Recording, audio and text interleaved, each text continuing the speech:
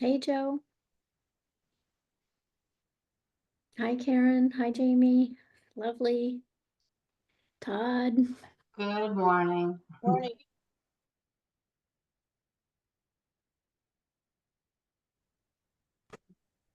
Happy Monday.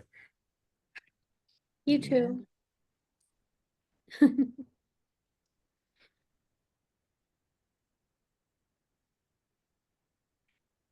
I It's was always just wrapped funny. into some prospecting, so that's why I didn't have the camera on. That's okay. It goes on when I become president. Nice. It's always funny to me how these like AI note takers always want their camera on. I'm like, why? Like mine does that too. I don't know why they do it. So weird. They're cloning us. They are. And they know it and they're laughing.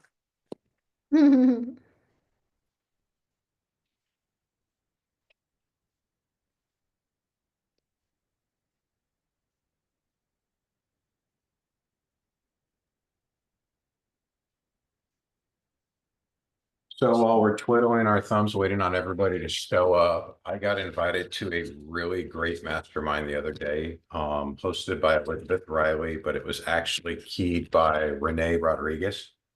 Oh, yeah. This is the meat and potatoes of it. Unfortunately, the glare from my screen's hitting it, but it's basically an inverted sales funnel. One sale, 1.5 agreements, 2.5 meetings, 5 leads, and 25 conversations. And if the average real estate check is $10,000 for one sale, and you have to have 1.5 agreements to get there, every agreement you write is worth $6,600. Your meetings are worth $4,000. Each lead, because it's going to take you 5 leads to convert that, is worth $2,000. So when you're having a conversation, be a little more intentional, because every conversation you have with a new person is worth $400. Now, if your average price point is like Janie and your average check is $30,000 and up, take these numbers and multiply them by 3. So her average conversation is $1,200. You wouldn't be afraid to make calls then, would you? Oh, I make them all the time, but I'm getting a lot more meaningful with my conversations. And where I didn't used to always, oh, I'm a realtor. I like to keep my family and friends close. Would you like me to send you information? That wasn't normal. It was like, yeah, I'm in real estate, blah, blah, blah. And I was not as intentional about collecting information. $400 for every email and phone number and name I can collect that I've never collected before. Just think about that. For every one of those, that has the potential of putting $400 in your pocket. Actually, that does put $400 in your pocket based on that math. Yeah. So it's not the potential. It's I'm not in my office today, but next time I am, I was never a cold caller, but I had people on my teams who wanted to be.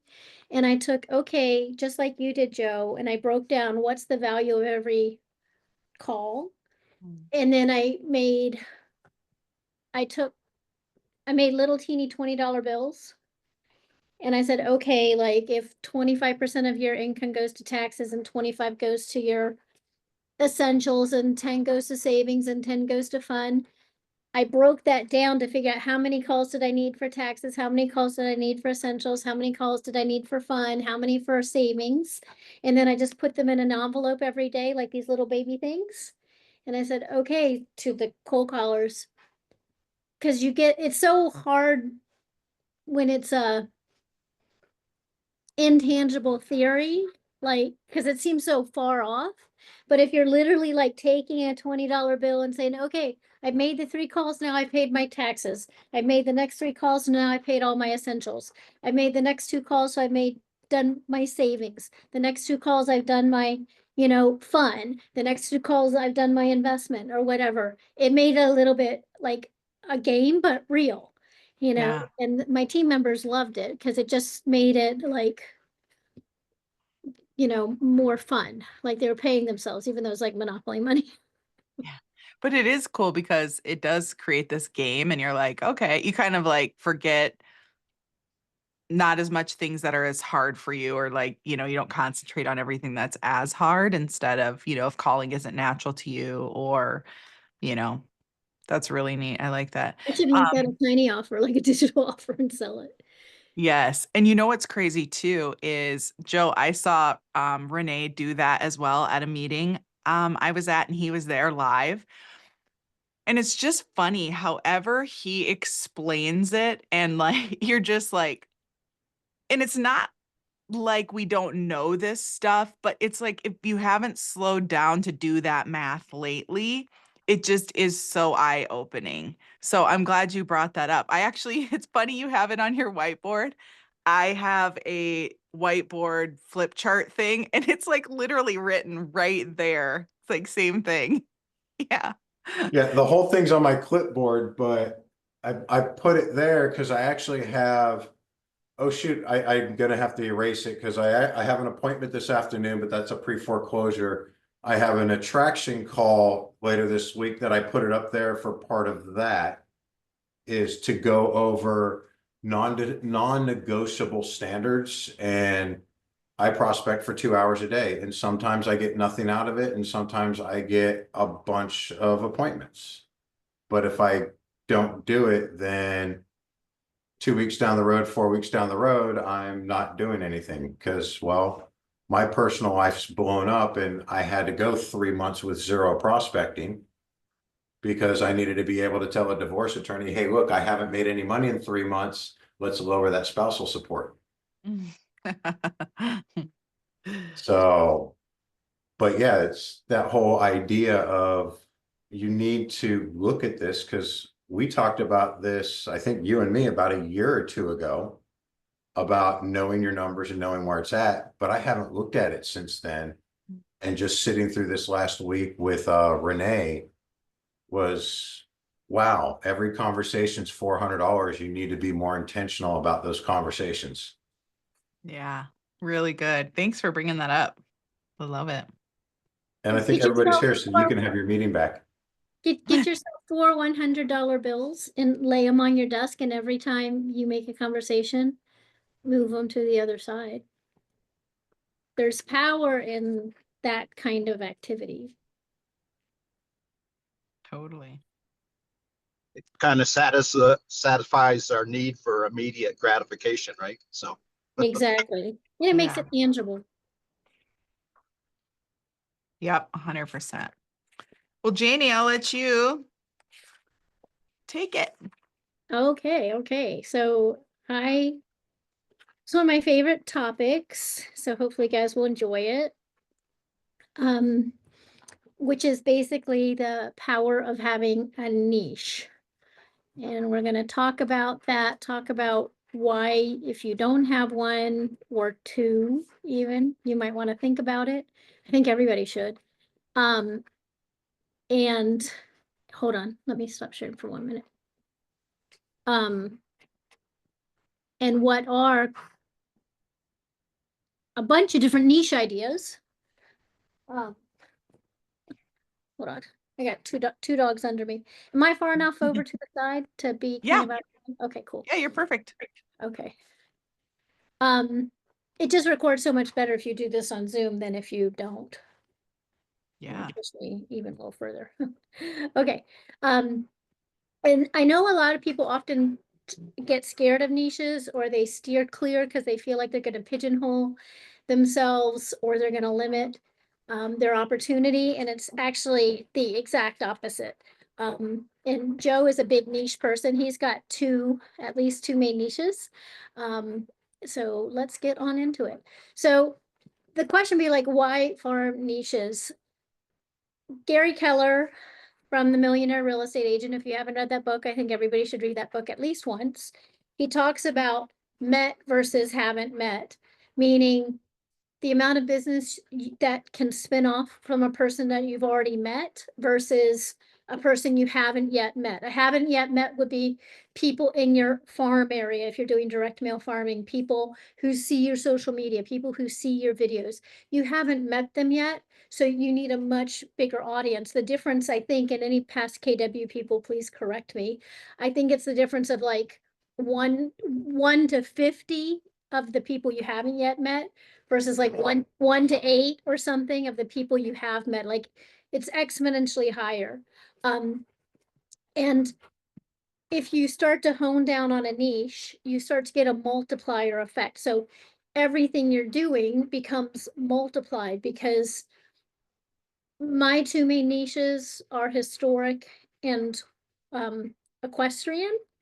So everything I do for either one of those multiplies themselves, meaning if I'm doing print ads for my listing in a historic website or historic magazine, now I'm marketing myself and I'm marketing the listing to people who already want that type of property.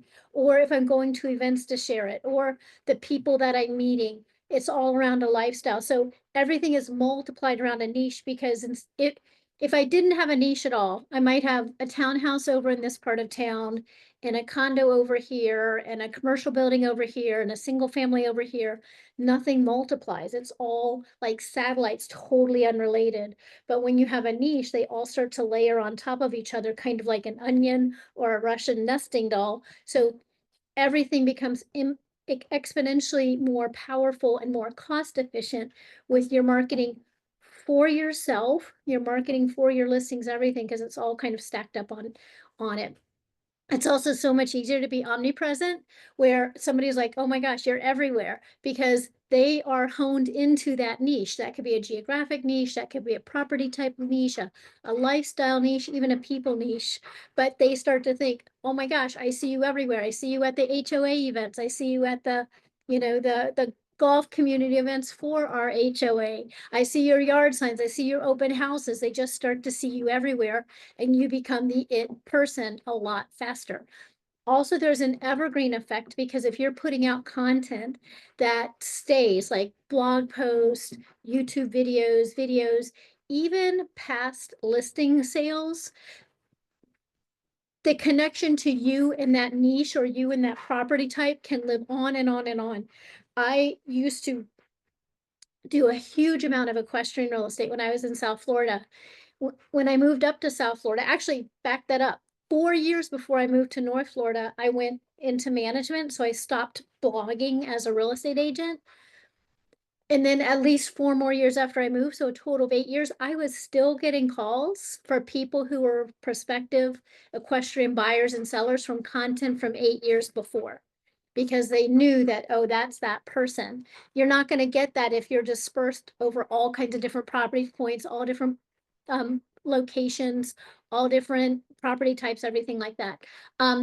If you pick a niche that's related to your lifestyle or your hobbies, then you get to connect your passions with your professions. That could be waterfront properties because you're a boater, or it could be golf properties because you're a golfer, or it could be ski properties because you're a skier, or it could be equestrian properties, whatever, something you're passionate about. Or in Joe's case, he works with VAs. He has a passion for helping people who have a military background, or he also has a passion for helping people in pre-foreclosure. So you're really aligning your passions and your interests. And then that comes off as authentic with the people that you're meeting with. And they often, especially if it's around a lifestyle or a specific need, they know that they need a specialist and not just a generalist as far as their agent goes.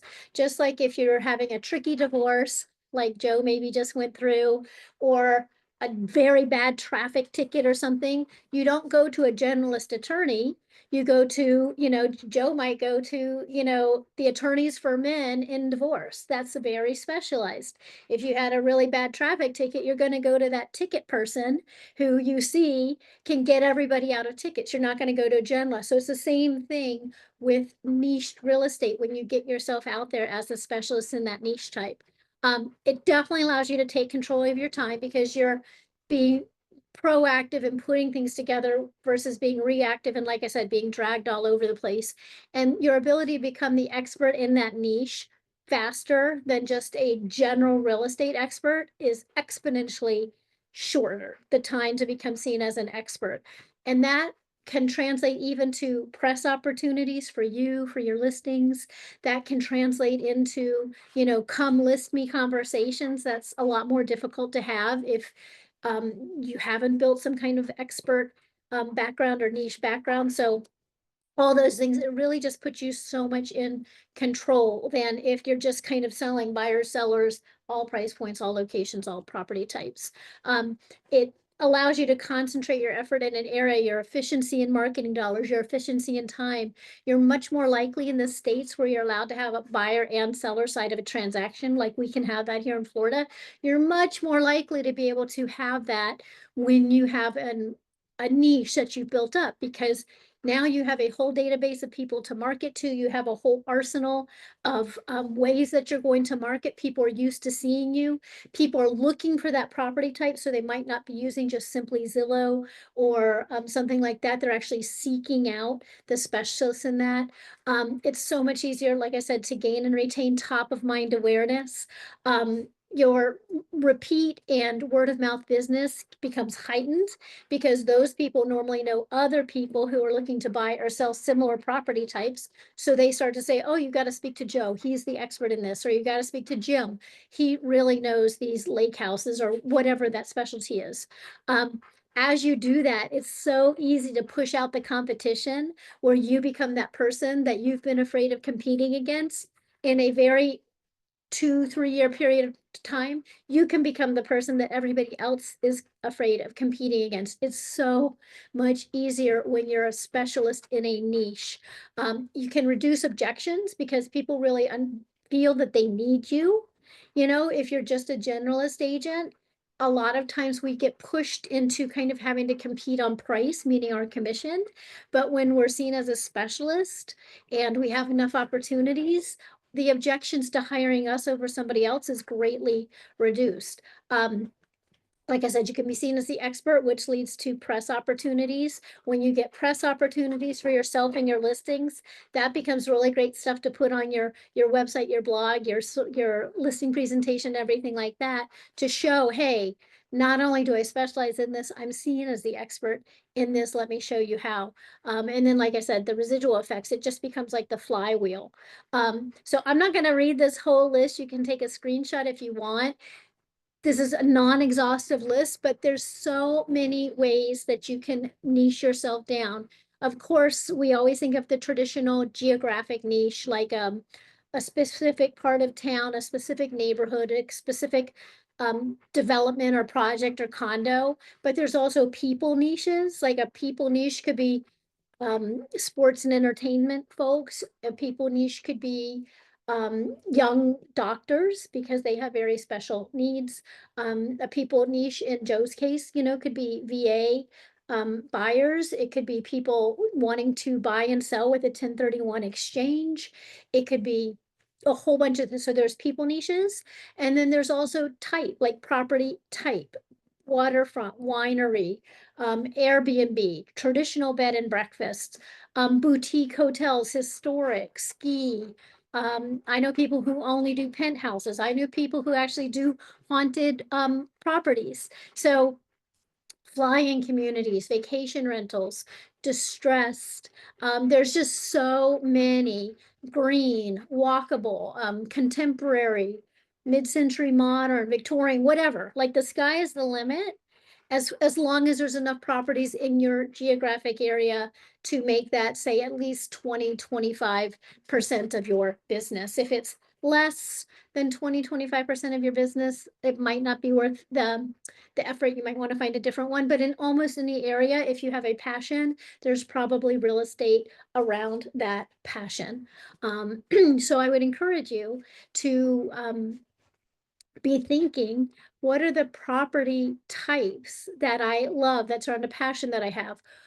Don't just decide to niche where you live or where you've sold a lot without doing the proper research. And by the proper research, I mean looking at that area or that type in general and comparing it in the MLS to other properties of the same price point generally in your whole MLS and see, are they selling longer or shorter days on market, closer to list price, lower to list price? Just get all the metrics and compare. And if you're, wanting to work with buyers in that niche, then you're gonna want to go in an area that's at least as good for buyers as the general MLS data for that same price point. Or if you're wanting to work with sellers, then you're gonna wanna, have the opposite stats, meaning I wouldn't want to go into an area or a niche that had worse days on market, worse list to sales price ratio, more likely to expire on the list side if that's what the data was telling me. So I encourage people to look at that because a lot of people don't. They just say, oh my gosh, I just sold a property in that neighborhood, or I live in that neighborhood, or I like that niche, and then they don't. And then they end up putting all their efforts into a property type that's not selling as well as the rest. So do take a little bit of time to do that. So if you think about a niche, think about a swarm, like a swarm of bees, like if you have a swarm of bees, all of a sudden they're everywhere. And that's what you want to be. You want to be kind of seen as everywhere. You can create a dedicated website. All of us have a KV Core website. Even if you're not using your KV Core website, you can make that like a little microsite just for that niche, even if you have some other website. Or you can make a landing page within your KV Core site just for that niche. You can do direct mail if you're able to identify mailing addresses. You can do targeted email because you can start to grow your list from different lead magnets, from different efforts, from different requests for evaluations, grow your targeted list. You can make a Facebook page or a Facebook group just around that specific niche. You can be blogging, you can be networking, you can be involved in your community. You can be hosting open houses and really blow it up around that niche. You can figure out is there local print advertising? Like if I was building up my equestrian real estate again and really focused on that, I might see what kind of local equestrian feed store, eventing, competing type publications are out there. Walk the walk and talk the walk. So on social media, people see you doing that either business there or that hobby or something like that. You can do market reports. I think every single person should be doing market reports every single month. Of all the things I ever talk about, I always say everybody should be doing market reports. You can be doing videos, either short form or long form videos. You can get involved in the Nextdoor app if you happen to live in the area that you're farming. You can offer online market valuations to folks.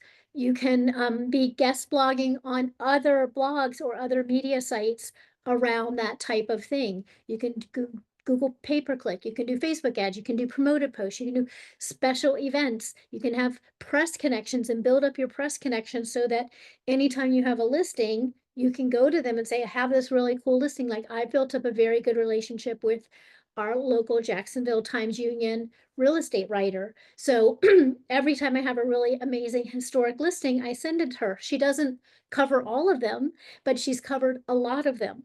And I wouldn't be able to get that. Even if I had a really nice house, I probably wouldn't be able to get that because there's a lot of really nice houses in our area. But when I have very special historic ones, I have much more likelihood of getting that covered in the press. And then I can use that to promote the listing and then use that to promote myself and use that on our listing presentations. And it just, like I said, everything kind of layers up on top of each other.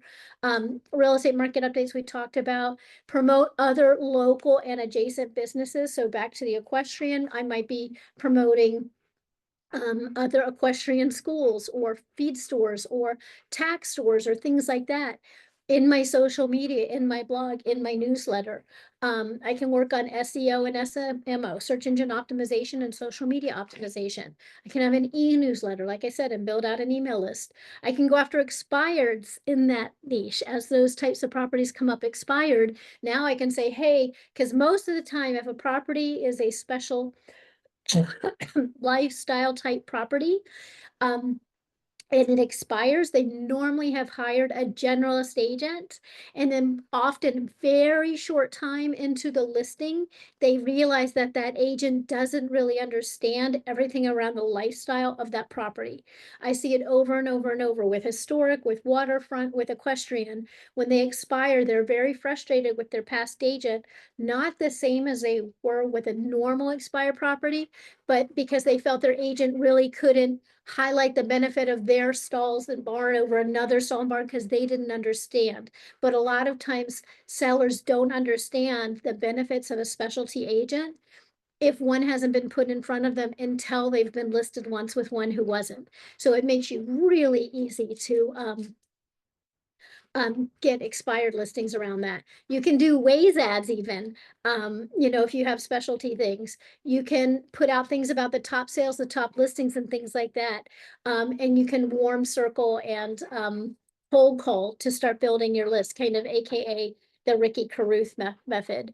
You could do marketing, your listing very, very targeted with Facebook check-ins. So if you're in an area where people are stopping to check in on Facebook, you can actually make a check-in for that location. I do that a lot with our specialty properties, our historic properties, our equestrian properties. So it comes up.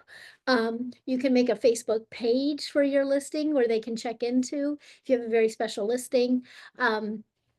You can create targeted ad programs, both in Facebook and Google.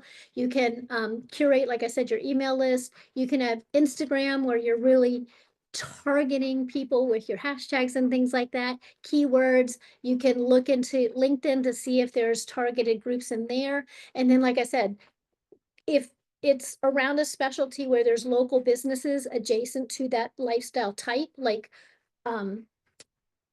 the golf club, the tennis club, the marinas, the ski place.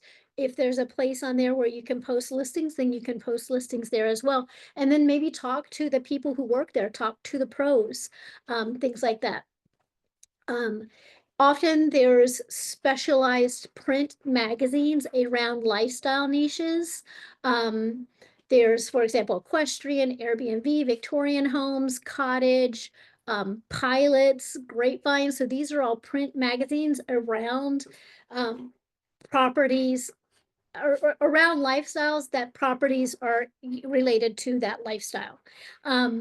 You can do curated direct mail lists, sometimes with these magazines. You can connect with affiliated type businesses. You can affiliated type agents, like other equestrian agents. There's a whole list of other equestrian agents or Airbnb agents, and have them share your listing. You can find out what feeder markets most likely feed your area and connect with agents and do targeted marketing back to that area. And like I said, always think about how can you connect with journalists and influencers around that lifestyle. And then you could do a multi-property flyer. So many times we've had multiple historic properties. We can create a flyer with all our historic properties for sale, sold, pending, and really solidify us as the experts in that property type.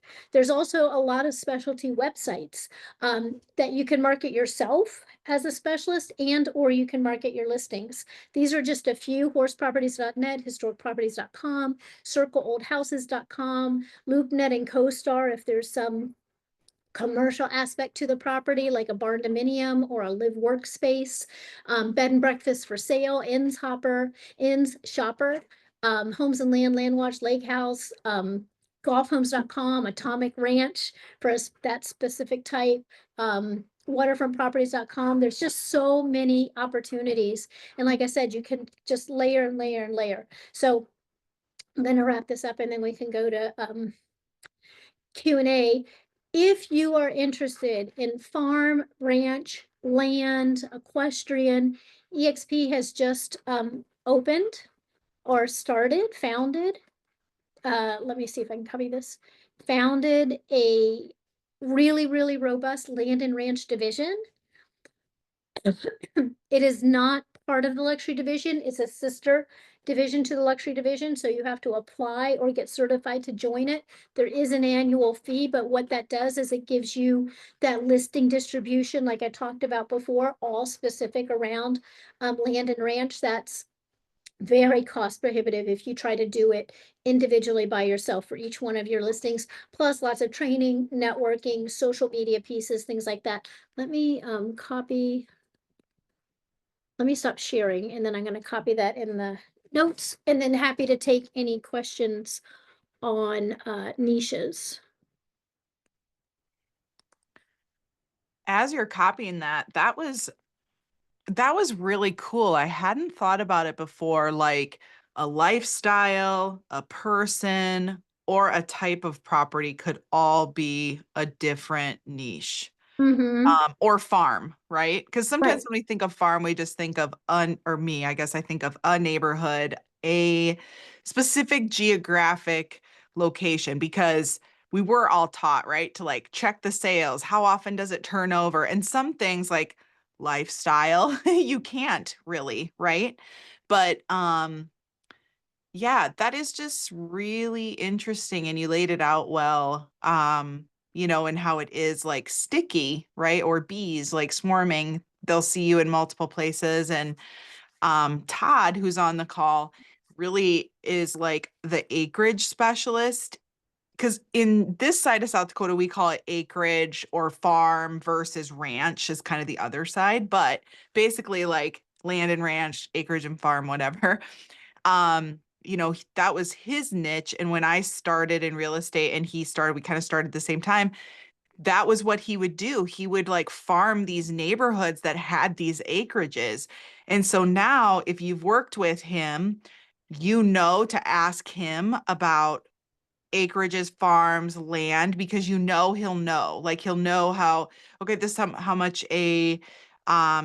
like a building eligibility is. This is how much per acre, or he'll know like how to find the information. So it is cool when you have that type of specialized knowledge, and maybe you don't even think it's specialized knowledge, but people know like that is what you do. And it doesn't pigeonhole you unless maybe you took a specific route. Sometimes that can. Like there was a guy here that did HUD properties, and then he just like always became the HUD property guy, which is fine. That's what he does. And but you have to make sure, I think, as well, whatever you're picking, it fits your like personality and who you are. Like I would not be a good HUD person. I just wouldn't. It's just not me, right? But for some people that's really good. So Yeah, and the reason I was saying it doesn't pigeonhole you, you're always going to get other opportunities because Yeah. everybody, for example, if I'm selling an equestrian estate, they might own a property in town, or their sister or brother might be moving to town. So that you always get the spin-off opportunities from people in general anyway, that, very likely are not the niche. So you're still going to get that. Yes, if you pigeonhole yourself as the HUD guy, and then you also wanted to do, say, luxury properties, that might be challenging. So I would say try to have one. I like niches that if you can find a niche that covers a variety of price points, right? That's great, because in a hot market, you can really push up in the price point within that niche. And in a slow or down market, you can come down in that niche, but all your efforts are not wasted or for naught if the market shifts, because you're nimble within that niche, within that pillar. Mm. So I would think about that if possible, right? If possible. Or always have, like, I like to have, two niches, like Joe has two niches and things like that. The other, you said something I wanted to comment on it. Now I forgot what it was. Oh, Oh, gosh, Lifestyle life. versus property. Yeah. Was that it? this is property. Pigeonholing yourself. I don't, it'll come to me. It'll come. A lot of people Okay. don't think that way though, about people farming is really what it becomes if you're farming, say, sports and entertainers, which, not so much here in Jacksonville, but in Miami, we had a lot of sports and entertainers. That's a whole niche. Or young professional doctors. We do have that a lot here because we have a lot of hospitals here. They have very specific requirements. So just people should really think about honing that skill or honing that and getting it out there that people know, you know? Yeah. Well, and I don't know if one of the things that I think gets sideways quite a bit, after several years of teams and coaches, they think about a niche as more so their target. And they don't focus as much about the knowledge base and the skill that you are adding to your own repertoire that makes you look so much. I mean, you're able to have conversations with, for instance, like myself, and I could use you as an example too, Janie. You know, when you walk in and see a Wolf Appliances or Sub-Zero, I mean, not a lot of people even have ever seen them, much less able to have a clue, versus Bosch or versus, GE, but that's same with acreages too, is, when you start talking about 3 different market areas and you start talking about septic systems and what the difference is in Minnesota, Iowa, and South Dakota, and or even the counties that we're in, I just, that really is the value that I think agents, and we sometimes forget about that too, as people who have niches. There's like the product knowledge and it could be like Joe's case, it could be the VA process. It could still be attached to a person, Right. not just a type of property. And it even could be attached to demographic, but it's more so, or as much or more, the product knowledge that you have in your niche, so that when that other person comes, Right, and they absolutely. don't even know what a septic is. Or like what kind of It's an septic, automatic. well, exactly, all those things. Well, Todd, you would know this one, and a lot of people even here where I'm at, they don't even understand what a perk test is. And for those of you that don't know what that is, it's when you're going to build a house on a piece of land and you're going to put a septic system in there. The perk test tells you what the absorption rate for the soil is. That way you know how many bathrooms you can have in the house, because the number of bathrooms tells you how big the house can be that you're going to build on that piece of land. And we have uplands and lowlands. The land can look physically the same, especially during dry season. But some of that land might be what's considered lowlands. Well, we're not allowed to build. And if you don't have a survey that delineates that, you could very easily have an agent on the buy side or sell side sell somebody a property that is not buildable. Because it looks like it is, but until they've done the proper survey to show that. So you're right, it is the knowledge and then often the connections. Because as you build up a niche, like in your case, you probably have good connections with the city or, county officials that can help get answers, or the right engineer or the right, well or septic company that can get out there quickly to tell them. So it's the connections, the knowledge, all the stuff. It's just, like I said, it's the difference between being a generalist attorney who just kind of handles a little bit of everything and a specialized attorney. And when you need that specialized attorney, you're like, you need them, not they're a dime a dozen. You need them. You're willing to pay more for that specialized attorney than like, so-and-so's uncle's cousin's brother who just got out of law school. Which the other hand is your liability and your, I mean, you need to be able to have that knowledge to take that on, because the expertise is such a higher level as an agent, is what I'm saying. Right. Yeah. Um, Because then you get into all that. Why didn't you tell me about? Why didn't you tell me about? Why didn't you Yeah. tell me about? a funny story. So I'm a general contractor also, and I've been a general contractor longer than I've been an agent.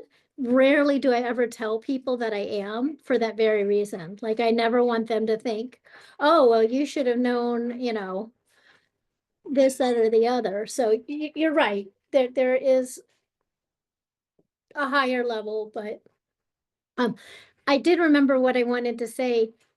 I've gotten so many referrals from other real estate agents in my own market because they know that this is not their thing. They know they're not an equestrian specialist. They know they're not a historic specialist. You know, in Todd's case, it might be, you know, they mostly sell, you know, single family homes in town versus acreage. They'll refer the business to Todd or Joe or me. I've sold somewhere between, I need to go back and count, but somewhere between 11 and 15 properties that other agents owned, many of them often owner brokers, not at my own brokerage, but who they had a specialized type of property and they realized even though they owned it, I was the better agent because I had built up my whole marketing you know, proposition, my whole connections. And most of the time they would list and then they wouldn't sell and it would expire and then they'd come and call me. Like none of them did I reach out to, they all reached out to me.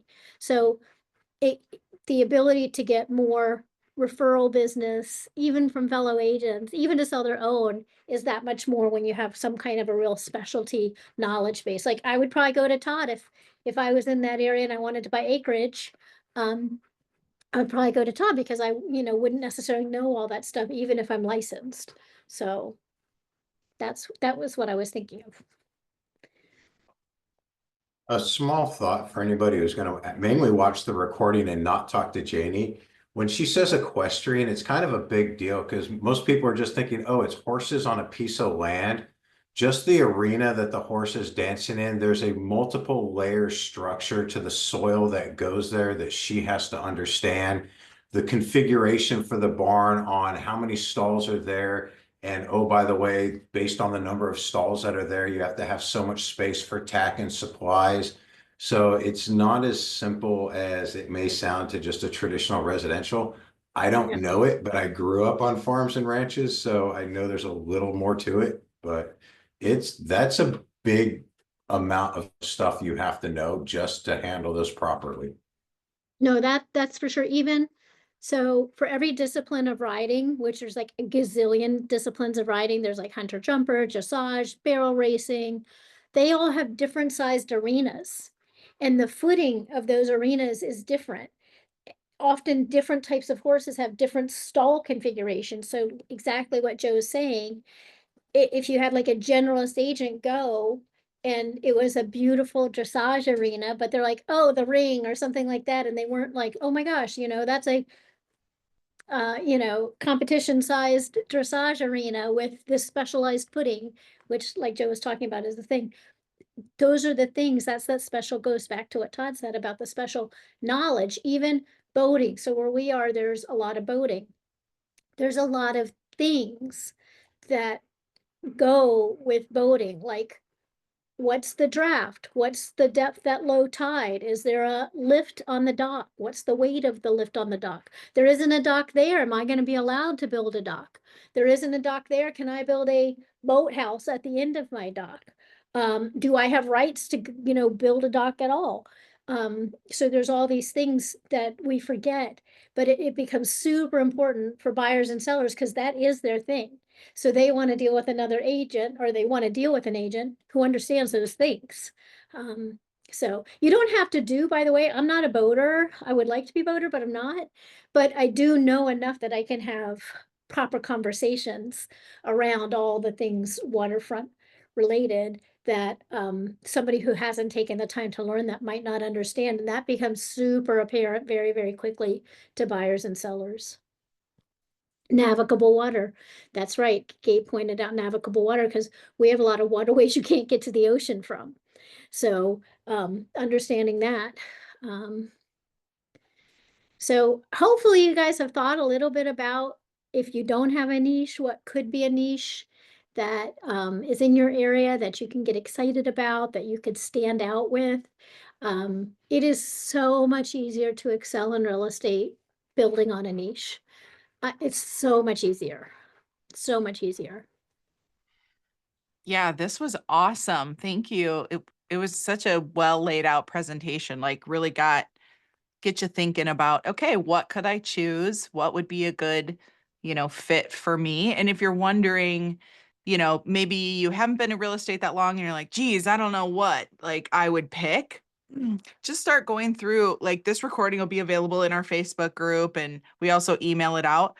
But just go through the list that Janie provided and start seeing like what makes sense for your area, what feels like you, and just kind of start exploring that. It may even have to do, you may not pick it immediately and you might help someone and you're like, oh my gosh, I love this. I am going to like learn more and more and more, and this is going to be my thing. So it could come, you know, a little bit later too. All right. Well, thank you guys. Don't forget, tomorrow we have our collaborative call, and that is at 1 Eastern, noon Central. Put a repeating thing in your calendar. The URL is collaborativecall.com. Let me look. I can't remember if it's call or calls. Hold on. Call, no S. Collaborativecall.com. And I think John Mikish is running it tomorrow, and he is talking about funnels, I believe. So that'll be a good one. So thank you so much, and we will see you later. If you guys need anything, just reach out. Take care. Bye. Bye.